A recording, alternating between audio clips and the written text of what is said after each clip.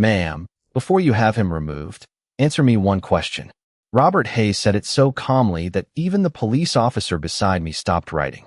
Dawn had barely reached Cedar Ridge Estates, and the steel water tower above us was still silver with condensation. Two police cruisers sat outside the chain-link fence, their lights washing blue and red across the wet pavement. My utility truck was parked inside the compound exactly where I had left it, driver door closed.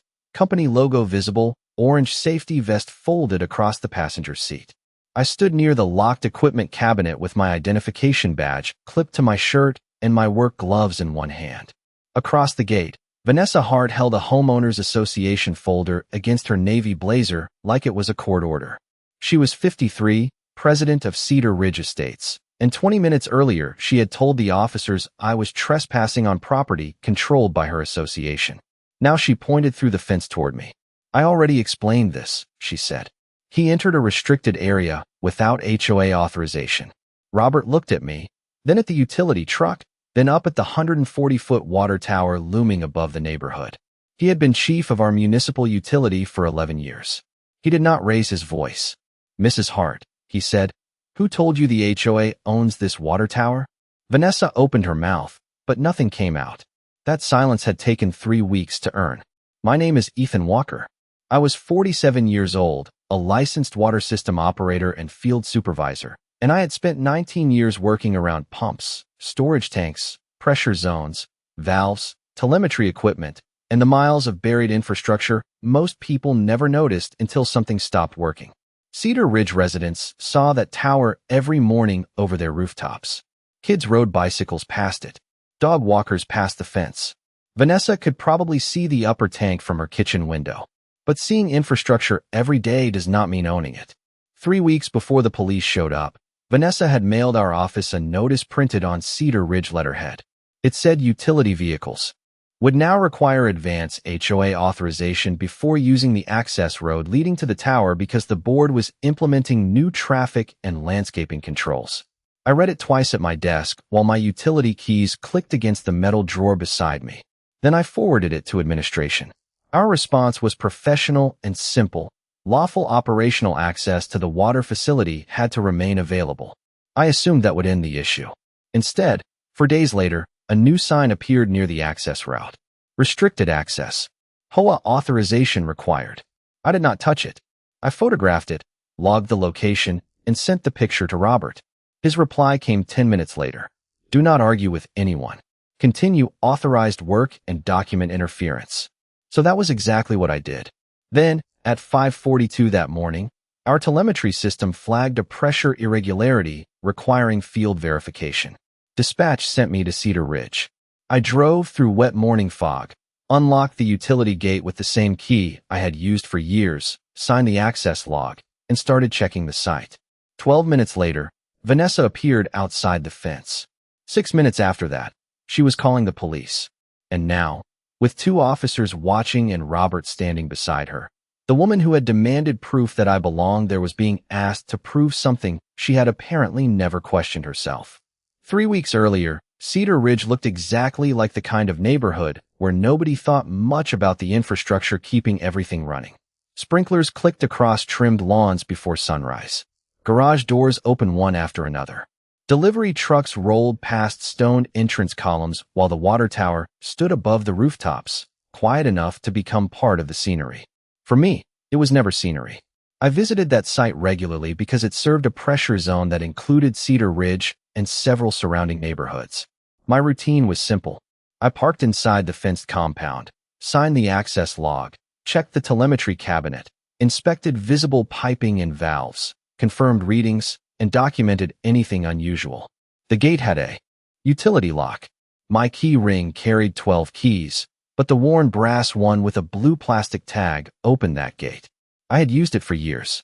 Near the south side of the compound stood a blue valve marker that I checked almost automatically whenever I walked the perimeter.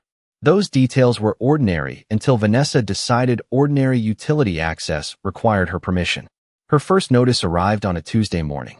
It was addressed to our operations office and described a new Cedar Ridge traffic control policy.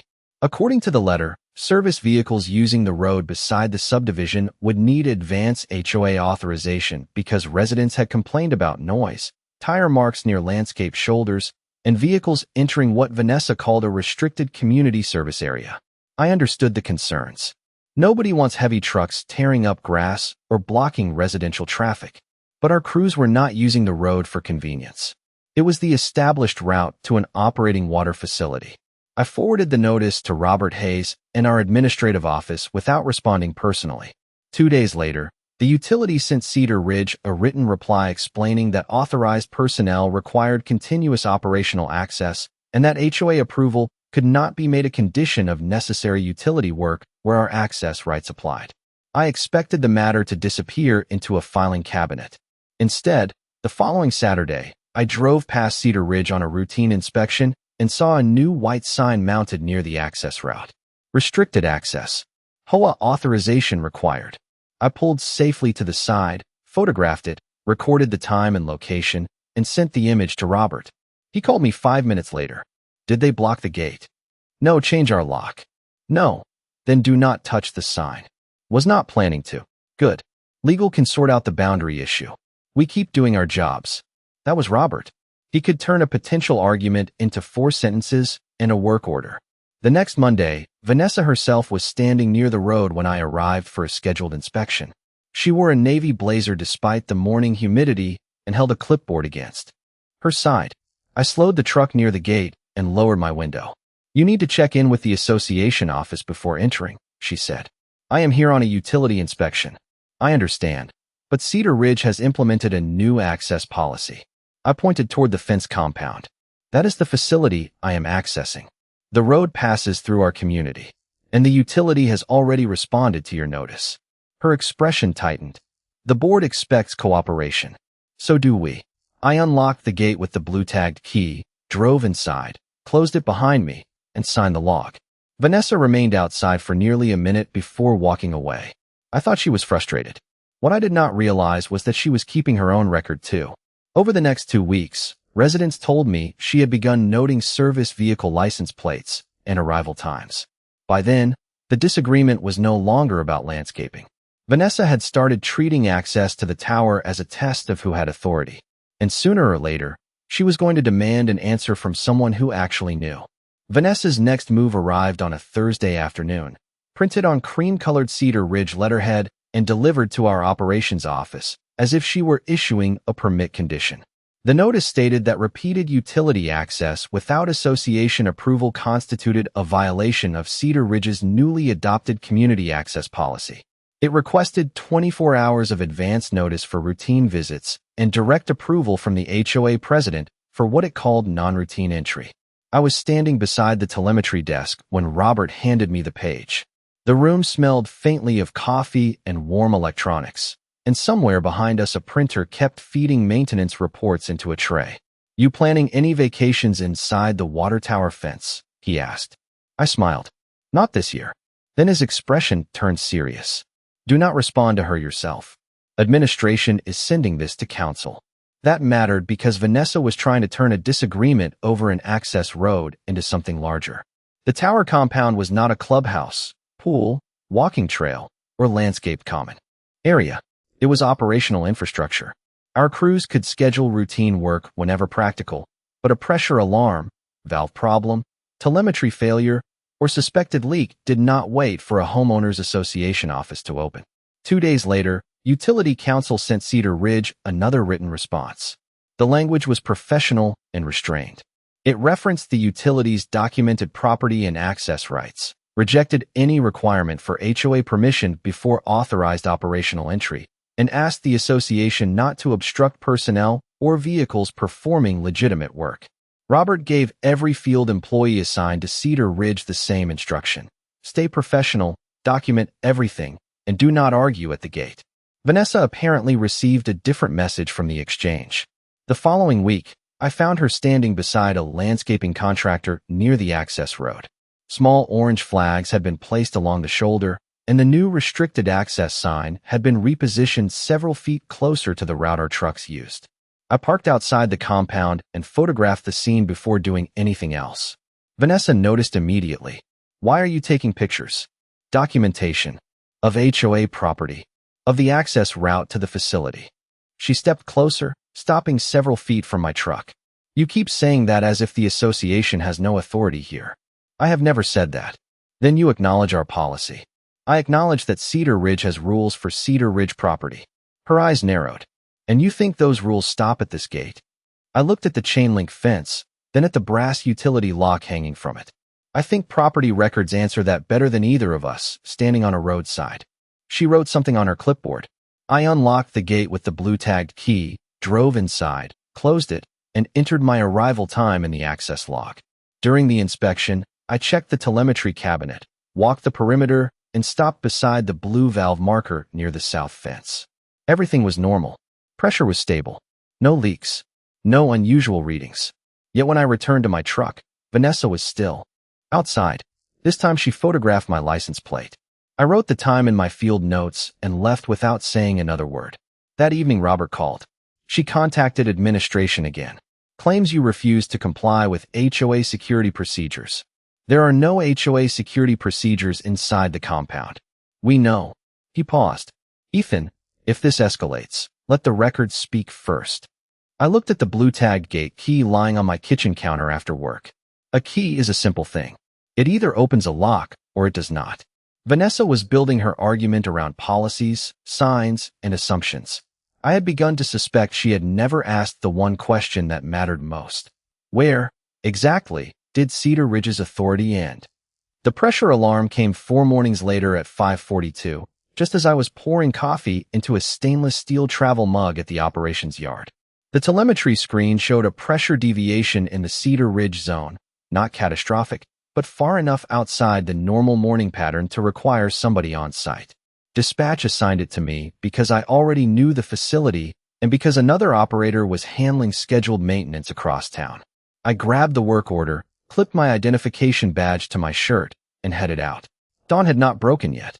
Fog hung low over the roads, and the windshield collected tiny beads of moisture while my headlights swept across empty intersections. By the time I reached Cedar Ridge, sprinklers were clicking across the first row of lawns. The water tower rose above the neighborhood like a pale shadow against the gray sky. I turned onto the established access route and immediately noticed something different. The restricted access sign had been moved again. It now stood close enough to the entrance that anyone approaching the compound would assume the HOA controlled the gate itself. I stopped before entering, photographed the sign, recorded the time, then drove forward. The brass key with the blue tag slid into the utility lock exactly as it always had. One turn, one metallic click. Gate open. I parked inside, closed the gate behind me, signed the access log, and started working. The telemetry cabinet gave off its familiar low electrical hum. I compared the local pressure reading with the remote data, checked visible connections, then walked toward the south side of the compound where the blue valve marker stood dark with morning moisture. Nothing suggested an immediate failure. That meant I needed time to determine whether we were dealing with instrumentation, demand fluctuation, or an actual system condition. I had been inside the fence about 12 minutes when I heard a car door close outside. Vanessa stood beside her white sport utility vehicle wearing dark slacks, a light blouse, and the same navy blazer she seemed to treat like a uniform. Her clipboard was already in her hand. Mr. Walker. I walked toward the fence but stayed inside the compound. Morning. You were specifically notified that access requires association approval. I was dispatched here for a utility condition. Did you contact the HOA office? No, then you need to leave. Her voice was controlled, almost rehearsed. I glanced toward my truck, where the work order rested on the dashboard. I cannot leave until I finish the required checks. You are inside a restricted area without authorization. I have utility authorization, not HOA authorization. There it was. 3 weeks of letters, signs, photographs, and arguments reduced to 4 words. I reached into my shirt pocket and showed her my identification badge through the fence. I am a licensed operator and field supervisor. That truck belongs to the utility. Dispatch sent me here because we have an abnormal pressure reading. She barely looked at the badge. That does not override Cedar Ridge rules. I am not here to override your rules. I am here to inspect the water facility. Vanessa opened her folder and removed a printed map. From where I stood, I could see the subdivision boundary, shaded common areas, and several roads highlighted in yellow. She tapped near the tower access route. This is within Cedar Ridge. That map does not establish ownership of this compound. I am not debating property law with you. Neither am I. The fog was beginning to lift, and somewhere beyond the houses a lawn. Mower started. Vanessa closed the folder sharply. If you refuse to leave, I will report you for trespassing. Robert's instruction came back to me exactly as he had said it. Do not argue. Document everything. Let the records speak first. I looked at Vanessa, then at the gate she could not unlock, the truck she did not dispatch, and the tower I had been sent to inspect. Then call the police, I said. Vanessa did not hesitate. She stepped away from the fence, pulled out her phone, and made the call while I returned to the telemetry cabinet. I could hear pieces of her conversation through the morning stillness. Restricted facility. Unauthorized person. Refusing to leave. She never mentioned the utility truck parked 20 feet behind me or the identification badge clipped to my shirt. I wrote the time in the access log and called dispatch. Cedar Ridge site, I said. HOA president is reporting me for trespassing. Police are being called. The dispatcher went quiet for half a second. You are inside the utility compound? Correct. On work order 7462? Correct. Stay available. I am notifying operations. I continued the inspection without opening anything that would interfere with speaking to the officers when they arrived. The local gauge showed pressure recovering toward normal, but the remote telemetry reading was still lagging behind it. That pointed toward a possible instrumentation or communication issue rather than a sudden loss of system pressure. I documented both readings and waited. About 8 minutes later, 2 police cruisers turned onto the access road. Their tires whispered across damp pavement before they stopped outside the fence. Vanessa walked toward them immediately. I stayed where I was until one officer approached the gate and asked me to come closer. Morning, sir. Can I see identification? Absolutely. I held my utility badge where he could read it, then provided my driver license when requested. What are you doing inside the fenced area? I am the utility field supervisor assigned to this facility. Dispatch sent me to verify an abnormal pressure reading. I pointed toward my service truck. My work order is on the dashboard. There is also an access log inside the compound. The second officer spoke with Vanessa while the first recorded my information. Nobody raised a voice. Nobody reached for handcuffs. It was exactly what I expected from officers arriving at a property dispute involving infrastructure. Identify people, establish why they were there, and verify what could be verified. Vanessa apparently expected something faster. Officer, she called. He has already admitted he did not receive HOA authorization. The officer beside me looked through the fence at her. We are still gathering information, ma'am. She opened her folder and produced the same printed map. This road and surrounding area are part of Cedar Ridge. The association adopted restricted access rules because unauthorized vehicles have been entering. I retrieved the work order and a copy of the utility access documentation kept in the truck. The paper edges were slightly curled from months in the document sleeve. This is what I am working under, I said. The officer compared the facility information with the address on my work order. Then he asked, who has the key to this gate?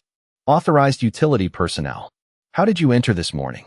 I lifted the blue-tagged brass key from my ring. With this. He looked at the utility lock, then at Vanessa. Does the HOA have a key? Her expression changed for the first time. That is not the issue. The second officer studied her map more closely. Does this document show ownership of the fenced parcel? It shows the community boundaries. That was not what I asked. The words landed softly, but Vanessa stopped talking. My phone vibrated in my pocket. It was dispatch. I answered. Ethan, Robert is on his way, the dispatcher said. He wants the inspection held at a safe point until he arrives. Understood. I closed the telemetry cabinet and secured it. Vanessa watched me lock it, and I could see confidence returning to her face. She must have assumed my supervisor was coming because I had done something wrong. She had no idea Robert was bringing the one document her HOA map could not replace. For the next several minutes, the scene settled into something stranger than an argument. Nobody was shouting. Nobody was threatening anyone. We were simply standing beneath a municipal water tower while 2 different versions of authority sat on opposite sides of a chain-link fence. The first officer asked me for the dispatch number, and I gave him the full work order information. He contacted our operations center directly. I could hear only his side of the conversation, but his questions were straightforward. Was Ethan Walker employed by the utility? Yes. Was he assigned to Cedar Ridge that morning? Yes. Was the tower an active utility facility? Yes. When he ended the call, he handed my driver license back through the gate. Your employment and dispatch checkout, he said. Vanessa stepped forward. That still does not address HOA authorization. The officer turned toward her. We understand your concern, ma'am. We are also trying to establish who controls the property and access. Vanessa unfolded her community map across the hood of her white sport utility vehicle. Morning moisture curled the corners almost immediately. She pointed to a shaded area surrounding Cedar Ridge and traced the road toward the tower with one finger. The association maintains this corridor. We have rules governing access through it. The second officer leaned closer. Do you have a deed, easement document, or parcel record showing the association owns the fenced facility? Vanessa paused. This is the official HOA map. I understand. I am asking whether it establishes ownership. She looked at me as though I had somehow arranged the question. I said nothing. Instead, I opened the document sleeve from my truck and removed the utility access sheet I carried for field reference. It showed the facility identification, access route, parcel information, and recorded rights used by our crews. I did not claim it settled every legal question on the roadside. I simply handed it to the officer. He compared it with Vanessa's map, then looked at the brass utility lock on the gate. 2 maps. 1 gate. Only one of them explained why I had a key. A few residents had begun watching from the sidewalk about 100 feet away, drawn by the police cruisers and Vanessa's white sport utility vehicle. I recognized one man who walked his Labrador past the tower most mornings. He gave me a confused nod. Vanessa noticed the small audience too. Her posture straightened. The board has a responsibility to protect this community, she said. People cannot simply enter restricted areas whenever they want. Agreed, I said. That is why the gate is locked. Her eyes moved to my key ring. With your lock. With the utility lock. Before she could answer, a dark sport utility vehicle turned onto the access road. Robert Hayes parked behind the cruisers and stepped out carrying a slim document folder. He wore khaki work pants and a utility jacket. Nothing dramatic. Nothing that announced authority except the way both officers immediately turned toward him when he introduced himself as utility chief. Robert spoke to me first. Inspection secure? Yes. Local pressure recovered. Remote telemetry still needs verification. He nodded, then asked the officers what they had established. Vanessa interrupted before they finished. Chief Hayes, I am glad you are here. Your employee entered a restricted Cedar Ridge area after the HOA specifically required advance authorization. I have asked the officers to remove him so we can resolve this properly. Robert looked at her map on the hood. Then he looked through the fence at my truck, the tower, the blue valve marker, and the gate lock. Finally, he opened the folder he had brought from the utility office. Inside was a certified parcel record and the recorded access documentation our counsel had referenced weeks earlier. Vanessa folded her arms. The HOA has been very clear about its position. Robert closed the folder again without handing it to anyone. His voice stayed level. Mrs. Hart, before we discuss your position, I need you to answer one question. Who told you the HOA owns this water tower? Robert asked. For the first time that morning, Vanessa did not have an immediate answer. The distant sprinklers kept clicking across Cedar Ridge lawns, and condensation slipped down the curved steel surface high above us. One officer glanced from Vanessa to the fenced compound while the other lowered his notebook slightly. Vanessa finally pointed toward the map spread across her vehicle. The tower is inside Cedar Ridge, and the association controls this access corridor. Robert nodded once. That was not my question. He opened his folder and removed the certified parcel record. This fenced compound is utility-controlled property. The access documentation recorded for this facility also provides the utility the rights necessary to reach and operate it. Your association does not issue operational permission for our authorized employees to enter this site. Vanessa looked at the document but did not reach for it. Our map shows the tower within the community boundary. A community boundary is not the same thing as ownership. Robert placed the access record beside her map. The difference became obvious even from where I stood. Her document was designed to show streets, common areas, landscaping zones, and neighborhood features. Robert's documents identified the actual facility parcel and the legal access serving it. The first officer studied both. "So Mr. Walker was authorized by the utility to be here this morning?" "Yes," Robert said. "He was dispatched because our system reported an abnormal pressure condition. His presence is documented by our operations center and the site access log." Vanessa turned toward me. "He could have notified the HOA before entering." Robert's expression did not change. Routine coordination can be useful when circumstances allow. Permission is different. We cannot make an operational response dependent on approval from a homeowners association that does not control the facility. Then he removed another page. I recognized the date before he said anything. It was the utility's written response from nearly 3 weeks earlier. "Cedar Ridge was already informed of this," Robert said. "Our office responded to your access notice in writing. Council specifically explained that authorized utility personnel must retain operational access." Vanessa's face tightened. "I disagreed with that interpretation." "You were free to have your attorney contact ours," Robert replied. "You were not free to." Turn that disagreement into an instruction preventing an operator from checking an active water facility. The second officer looked toward Vanessa. "Ma'am, based on the identification, dispatch confirmation, and documents provided, we do not have a basis to treat Mr. Walker as a trespasser." Vanessa glanced toward the residents watching from the sidewalk. Her voice dropped. "So you are doing nothing?" "We are documenting the call," the officer said. "And everyone understands the situation now." Robert looked at the restricted access sign near the road. "Not quite everyone." He photographed it with his phone, then called our legal office while standing beside the gate. I remained inside the compound. There was no victory speech to give. I still had a pressure irregularity to resolve. Robert finished his call and nodded toward me. "Continue the inspection." I unlocked the telemetry cabinet again. The same metal latch clicked beneath my hand.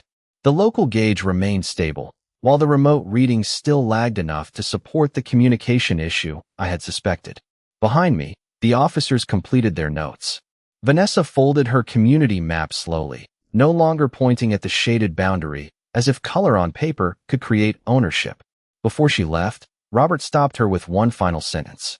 "Mrs. Hart, have your association counsel call me before anyone moves another sign." She looked at him, then at my blue-tagged key hanging from the cabinet lock. 3 weeks earlier, she had treated that key like evidence that I was ignoring her authority.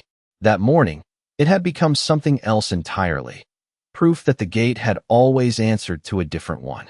By the time I finished the inspection, the pressure itself had settled completely. The problem was exactly where the readings had pointed, a communication fault between the field transmitter and the remote telemetry system, not a loss of water pressure. I documented the local gauge, recorded the transmitter status, and called operations with the findings. A technician would return later with the equipment needed to test the signal path. That ordinary conclusion mattered to me. Vanessa had called the police over a man doing the kind of routine verification that prevented small technical problems from becoming larger ones. The cruisers left first. Robert stayed until I secured the cabinet and signed out of the access log. Before we drove away, he photographed the restricted access sign again and measured its location from the utility entrance. "Legal wants everything preserved exactly as it is," he said. "Do not move it." I nodded. "Same rule as before." "Exactly." By noon, Cedar Ridge's attorney had contacted ours. By the following afternoon, the board had scheduled a special meeting. I was not invited, and I did not need to be. Robert attended with utility counsel and later told me what mattered. Cedar Ridge's attorney had reviewed the recorded documents and advised the board that Vanessa's access policy could not be enforced against authorized utility personnel where the utilities' rights applied. The board also learned something Vanessa apparently had not emphasized when she described the dispute. She had received our written response nearly 3 weeks before calling the police. That changed the conversation. This was no longer presented as a simple misunderstanding at a gate. There was a paper trail showing notice, response, continued enforcement attempts, and finally a police call during an active utility dispatch. 2 days later, the white restricted access sign disappeared from beside the entrance. It was not ripped down or thrown into a ditch. Cedar Ridge's maintenance contractor removed it after the board reviewed where HOA signage could properly be placed. A corrected notice went to residents explaining that authorized municipal utility personnel could access the water facility as required for operations, inspections, maintenance, and emergency response. The notice also asked residents not to interfere with marked utility vehicles or employees displaying proper identification. Vanessa's name was nowhere on it. The board president's signature line had been replaced by Cedar Ridge Estates Board of Directors. The following week, Robert forwarded me a copy of a new internal HOA resolution. Any future communication attempting to restrict municipal infrastructure access had to be reviewed by Association Council and approved by the full board. Vanessa remained president while the board completed its review, but she no longer had authority to issue those notices on her own. I read the resolution once, then filed it with my original photographs and work orders. I did not need anything more dramatic. No courtroom, no shouting match, no public apology delivered from the clubhouse steps. The documents had done what Robert told me they would do. They established where one authority ended and another began. A few mornings later, I drove past Cedar Ridge and saw Vanessa walking near the clubhouse. Her white sport utility vehicle was parked beside the curb. She noticed my utility truck and watched it pass, but she did not raise her phone or reach for a clipboard. At the tower entrance, the morning grass was wet again.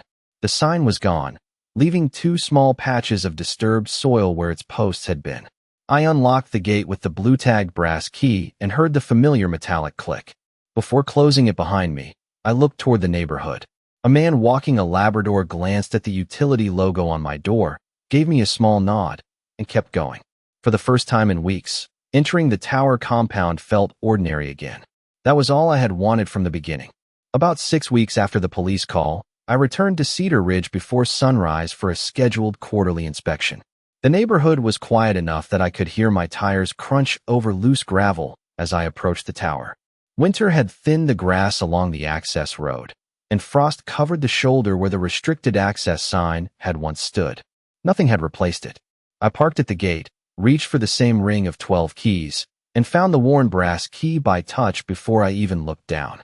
The blue plastic tag was scratched from years of use. One turn, one metallic click. The gate opened exactly as it always had. Inside, the telemetry cabinet hummed steadily. The communication fault from that morning had been repaired weeks earlier, and the remote readings now matched the local gauge. I walked the perimeter, checked the visible piping, stopped beside the blue valve marker, and recorded the inspection in the access log. Everything was normal. That word had never sounded so satisfying. Cedar Ridge had changed too, although not in the dramatic way people expect after a dispute. The board completed its review and permanently required legal approval before any association policy could affect public utility access or infrastructure. Vanessa remained on the board for a short transition period, but another director took over as president at the next scheduled election. The explanation residents received was careful and professional. The association had misunderstood the limits of its authority and had adopted procedures to prevent the same mistake from happening again. There was no victory ceremony for me, and I preferred it that way. Robert once asked whether I wanted the utility to request a formal written apology. I told him no.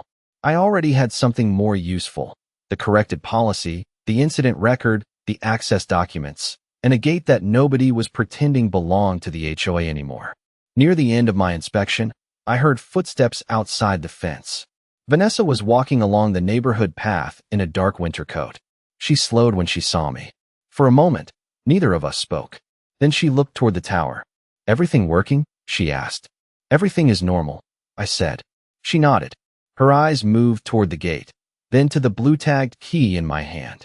I should have checked the records before making that call. It was the closest thing to an apology I expected from her. "That would have saved everyone some time," I said. She gave a small nod and continued toward the clubhouse. I finished the log, locked the cabinet, and climbed into my truck. As I drove out, I stopped long enough to secure the gate behind me. The brass lock snapped shut beneath my hand. Across the street, the same man with the Labrador was making his morning walk. He raised 2 fingers in greeting. I returned the gesture and pulled onto the road. The water tower disappeared behind me in the rearview mirror, standing over Cedar Ridge exactly where it had stood before any of this started. Vanessa had believed authority came from a board title, a printed policy, and a sign planted beside a road. Robert had understood something simpler. Real authority has boundaries, and those boundaries exist whether anyone bothers to read them or not. I never needed to embarrass Vanessa, threaten her, or outshout her. I only needed to keep doing the job I was authorized to do and let the records catch up with the argument. The tower had never needed her permission. The gate had never needed her permission, and neither had I.